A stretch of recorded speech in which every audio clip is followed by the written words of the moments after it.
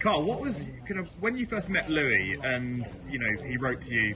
Did you imagine that he would be in the situation now that he would be going to the Olympics in Paris? Well, it's funny, when he wrote me, the first thing I did was talk to Sean Maswanganyi, and I looked at video of him and of Louie, and I said, gosh, this guy's doing this, I can correct, and I think he can run faster. So my goal for him was to make the Olympic team. Now, it wasn't like go win the Olympic trials or whatever, but it was to make the team. I thought I could get him under 10-10, which would have been right there. It could have still been there today.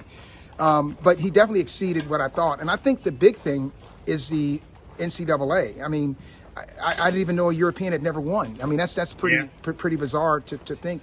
And for him to win that and to run as consistently as he was, that was to me the big thing. And then because of that, I felt very confident here. And when you first saw Louie, did you think, aware that you could, correct a lot of the mistakes, but did you think the potential in this guy is that good that you actually thought, okay, it's worth taking him on? Well, it's interesting because with the way the team was set up and with Sean there, I didn't have to put the pressure on Louie. He was always going to be second leg, and he was going to, Sean's known everywhere, he's popular, all that kind of stuff.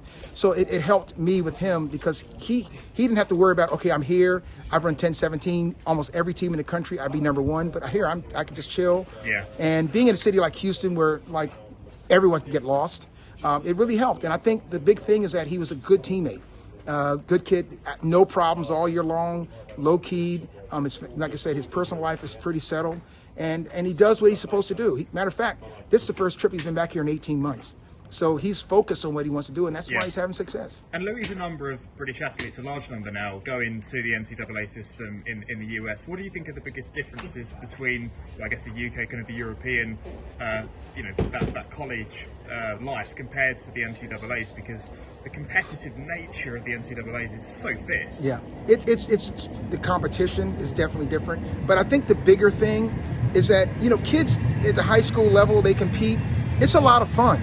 And you're able to extend that 4 or 5 years while you're getting your education. So when you're there, everything's important.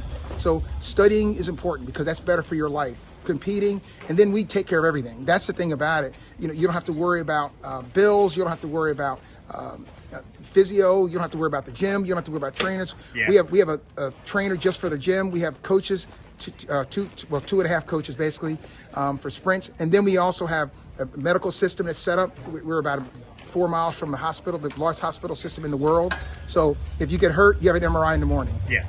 And we have 3 trainers full time. I mean, it's just, you have everything. No post-collegiate athlete has the system that you have in college.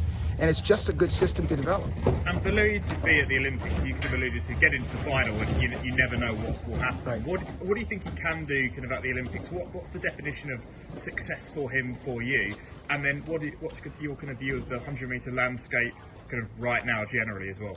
Well, my goal is to focus on what you can control. And I cannot control what place he gets to the Olympics, it's semifinals or anything. But what we can control is what his time is.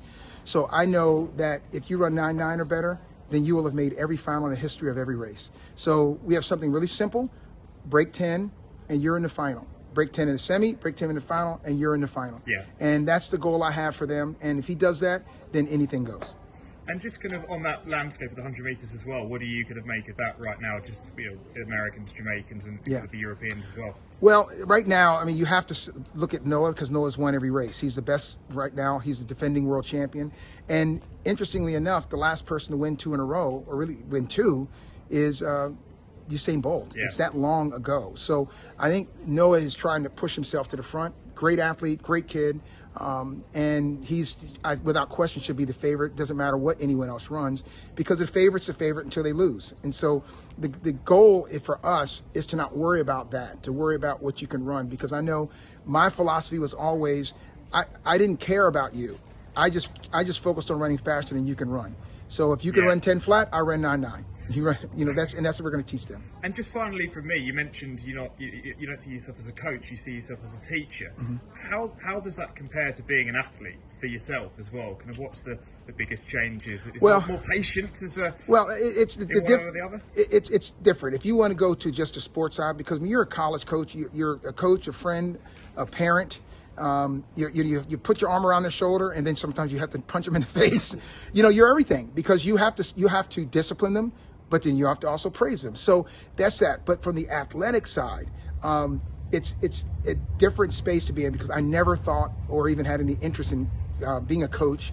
I ended up here a lot like my parents, because that's how I got started.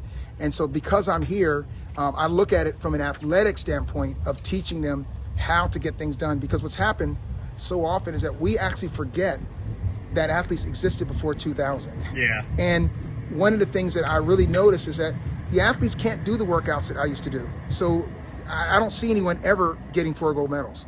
I don't know if anyone will ever win 4 in a row, because we're not pushing our athletes to do the same things we did. We're always backing off. So now what I'm trying to do is constantly tell them, look, if you know, I'm not going to sit here and talk to you about my races or whatever, and I'm faster, and I'm not going to do that. If you want to know that, you can look on YouTube. You can go up and look at the thing and look at the school records I still have 40 years later. So that's kind of how I am, and I think it allows them to be in their own space. I'm just encouraging, and it's very, very difficult to be fast. It's very, very difficult to be consistent. And then once you are fast and you are consistent, then you have a whole nother set of things, the emotional side. I mean, I took a video of Louie signing autographs. Well, 9 months ago when he came to Houston, not one of those kids knew who he was. Yeah. 2 years ago, he didn't get out of the heats, and now he's champion. 2 years later, who would have known who he was? And then he got the biggest cheer before he ran. So that's the stuff that's just important to manage, because you know you can't fake the funk. Track doesn't play. I always say it's not all the game. It's not subjective. It's the eye in the sky and the time on the wrist. They don't miss. So you have to hit that, and that's when you perform well. Legend. Thank you so much. Great. Cole. Thanks. Really appreciate it.